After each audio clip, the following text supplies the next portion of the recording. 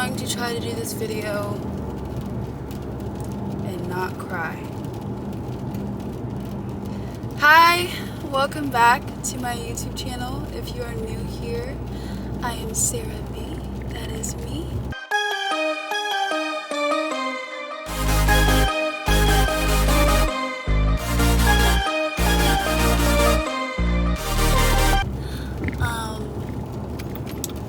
That's it. This video, we're gonna get personal. Very personal. Yes, I'm driving, and this is the best time for me to do it.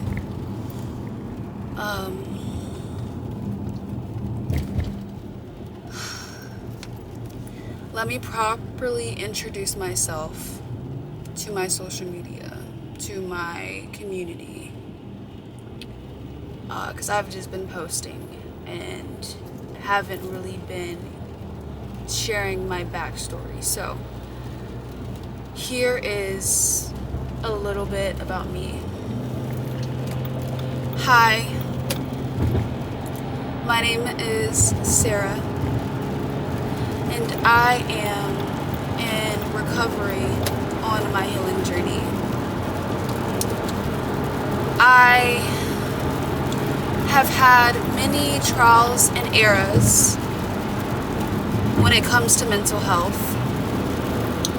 It started in 2018 after the death of my grandfather. I call him Papa. I felt like my Papa was the only one who genuinely showed me love outside of my family, my immediate family, and I just felt his love. I feel it now. Wow. Already, I don't want to cry. I did my makeup, guys. Don't want to cry. I got diagnosed with 3 things. I got diagnosed with depression, ADHD, and ODD, which now, as an adult, we'll get into that later, but it looks different now at an adult age what my diagnosis is than what it was when I was a child or adolescent. So when I was an adolescent, I was diagnosed with these things because they were trying to figure it out. But now as an adult, if those traits are still there, it could be something else when it comes to ODD, because I don't have ODD now. It's turned into something else that I'm not gonna share on the internet. I have been dealing with depression for 8 years. I've been dealing with depression for 8 years, and so it slowly but surely turned into major depressive instead of just depression. And my depression history, I typically am a helper. I like to help people, okay? This is why I'm on social media. I really want to help you guys grow, and I'm trying to grow myself. Like, I'm just doing it, and I want you to do it along with me. Like, I'm just out here, okay? I have a heart for everyone. And when I was younger, I cared so much about other people, not of what they thought about me, but how they were feeling. I thought about how I made them feel, because for some reason, people would come to me and talk to me about their problems, and I would be the one giving advice, and then not getting the same energy in return, but then also getting talked behind my back the people who I helped through those situations. I care, and yes, I have done things, but I have continuously been walked over because of the kindness that I have in my heart. So over time, that kindness turned into sadness, and then sadness turned into depression, because I felt like my heart is too big for this world. I honestly sometimes still feel like that. I lost hope at a young age. I didn't think that I was going to make it past 17. I'm surprised that I'm 21 years old still living. I still deal with SI. And YouTube, let's not flag this video. This is for educational purposes only. I'm not encouraging anything I say in this video. I am only trying to help my community grow and learn about mental health. Again, I'm not advertising anything. Please do not do anything that I say in this video, okay? My depression in middle school looked different. I was helping people who were wanting to go down a path of just, who were severely depressed, and I was always having to save in moments when it came to what they were doing because of their depression. And then later on, I picked up on habits because I was helping that individual. Self-harm is a thing. I don't condone it. I saw this individual do it, and the scars on her and stuff like that. And I was like, why do you do it? And I'm just helping her through it and stuff like that. And that without saying too much, like being there for her. And there was one time where I walked in the bathroom and she was in the stall just almost about to do it, and I walked in like catching her and stuff like that.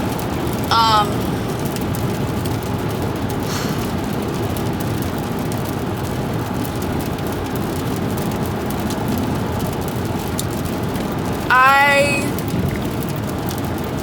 have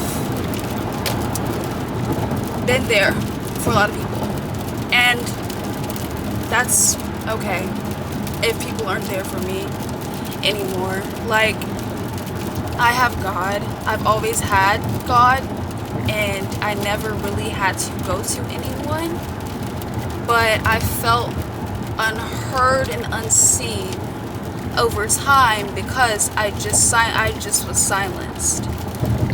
But that's a part of something else. With my depression and me having hope, I felt as if, since my heart was too big for this world, and the person that I thought who dearly loved me the most is now gone, the only thing that I can do now is be with the people that truly love me, and that's God and my Papa. I was prescribed medicines for depression at a young age, at 13, and then I started abusing those in 8th grade. I started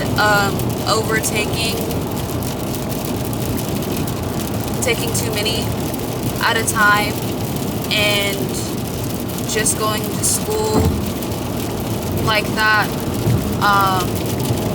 Also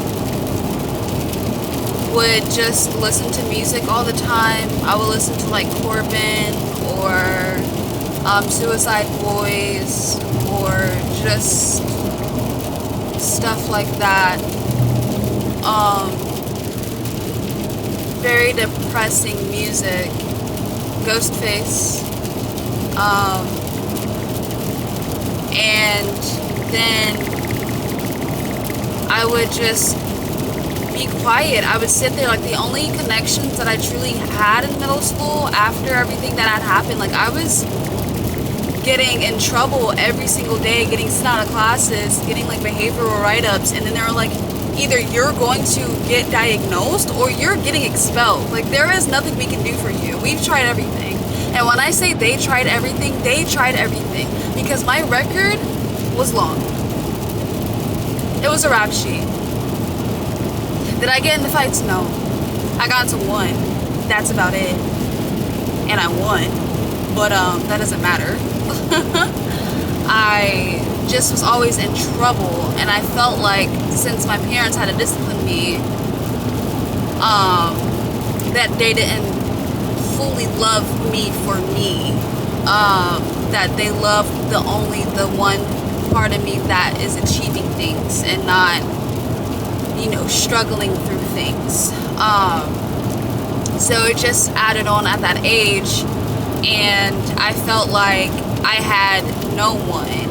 Like I knew God, but then at the time I was mad at God.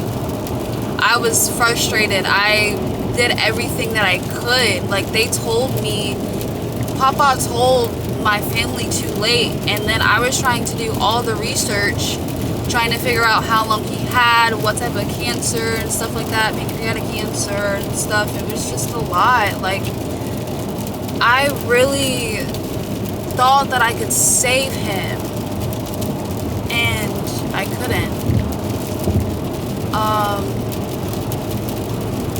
Fast forward to high school, I start, gaining popularity from middle school, and I get a whole bunch of group of friends, and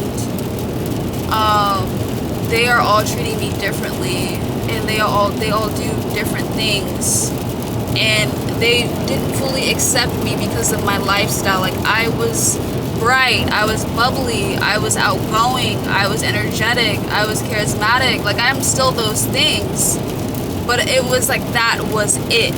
Like now I'm straightforward, I'm blunt, I'm, how do I put it, more in tune with people. And I have always been in tune with people. I've always read people very, very well, so I knew how to discern when to speak and when not to speak. So me shutting down wasn't always about depression. Me shutting down also was about, I had a lot going on, I can't trust a lot of people, we're not gonna go there. I typically don't share these things, but for me and my depression and SIs, like I've attempted 5 times as of this year. And again, I don't condone any of these actions, but that is what led me to today, which is what we're going to get into. Now that's a little bit about depression, major depressive disorder. I got diagnosed with that 2 years after depression, so 2020.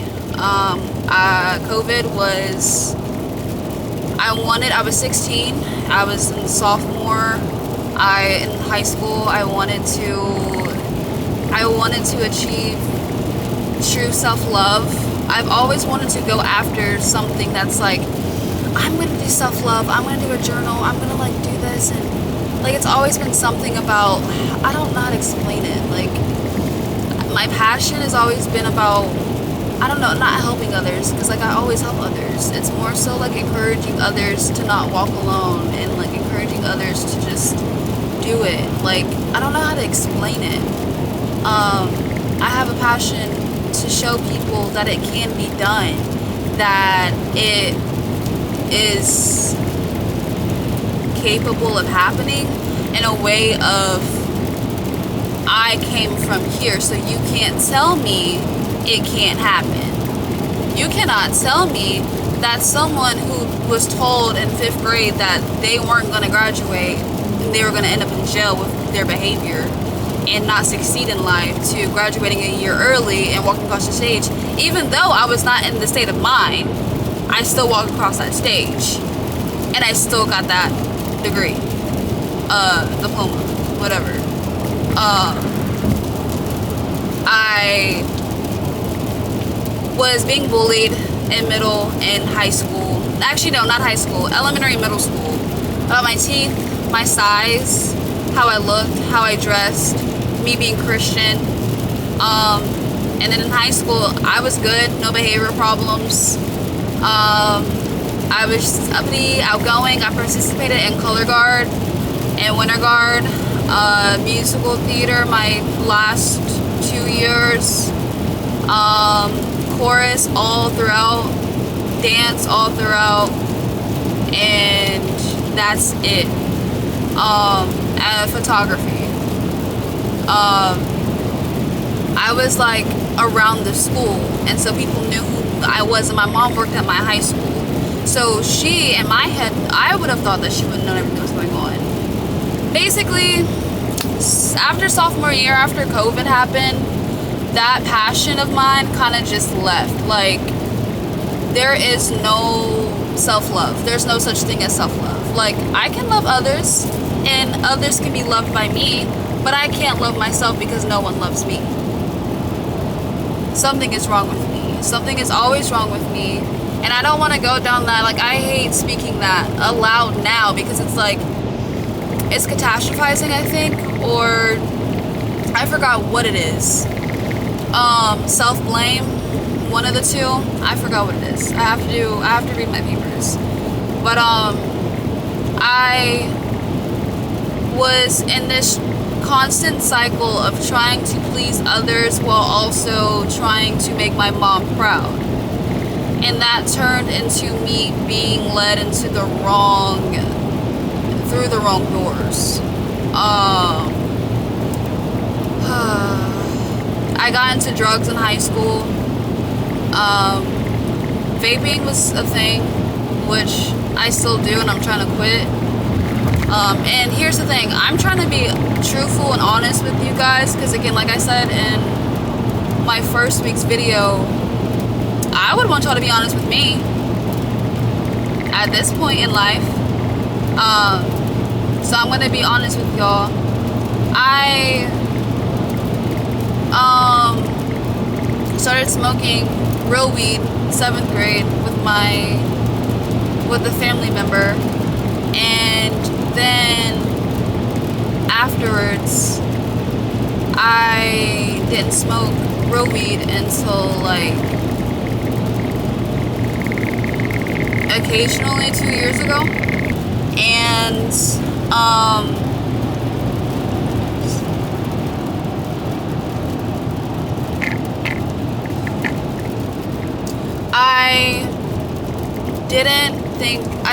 I didn't know what we did. I knew that it was something that was a substance, and I knew it was bad. I always prayed against smoking. Like, don't smoke, it's bad, yada yada yada.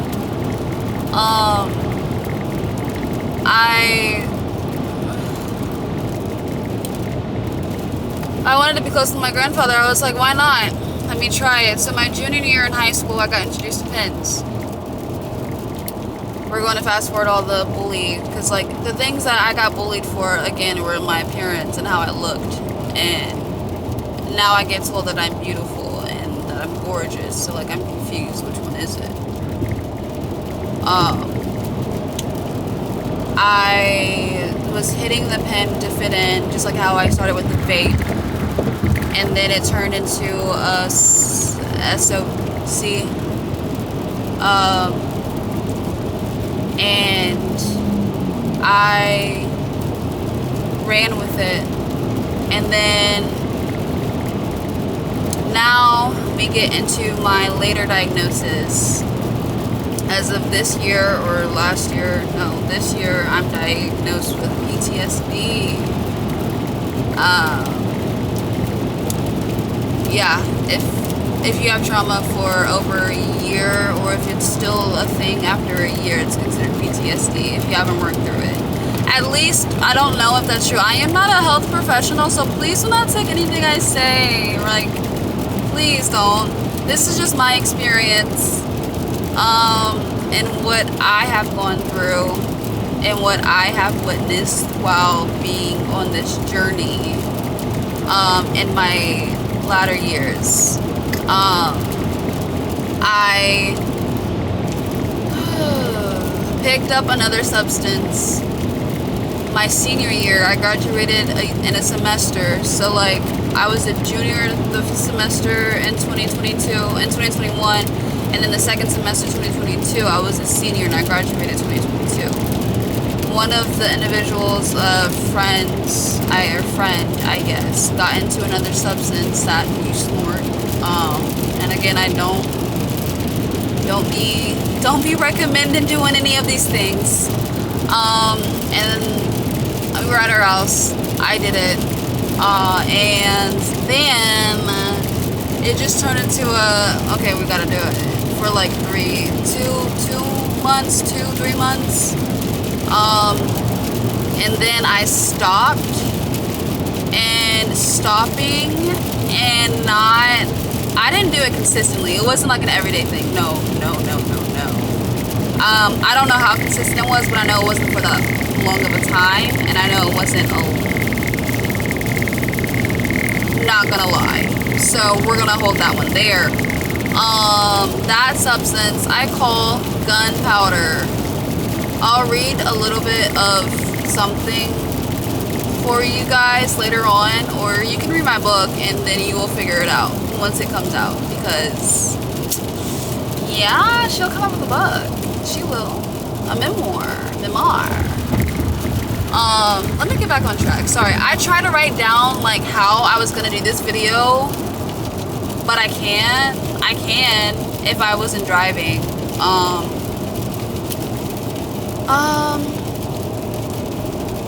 I got that. Those are the substances that I used in that part of my mental health. I went into psychosis and mania. And I'll talk more about those two things in another video. And things happened before that substance was introduced. So before that substance was introduced, I was sexually assaulted by another female, and then sexually assaulted, then raped by a male, then got in a wreck, then was manic, then the substance, then psychosis. So what happened was, I just was not in my right state of mind, and then my parents were realizing it. My mom went in my room because I lost my phone. Like, you have no idea where anything is at when you're in that state. Let's just say that. You're just on the go. Yeah, my mom found 2 vapes or 3 vapes, and she put them in the bag. She was like, what is this? I was like, I don't know. I don't know. She was like, where'd you get it from? I was like, I don't know. Like, no, please no. So we planned to go on a trip, I thought, and I went to sleep, and I woke up at the hospital at 17. And that's how this all started. Yeah. So that was my first time going through treatment at 17. And that's a little bit about my depression and major depressive disorder. I'm going to do this in parts because I realized this is going to be a long video if I did everything right now. So I hope you guys learned a little bit more about me, and I pray that you guys enjoyed this little chit chat in the car, long form video. Let me know if you want more, and let me know if you want to see this side of me, because like, she's here and she's ready. She just needs to know if it's worth it, you know. I just need to know if y'all gonna support. I love you guys, and I will see you guys in the next video. Mwah.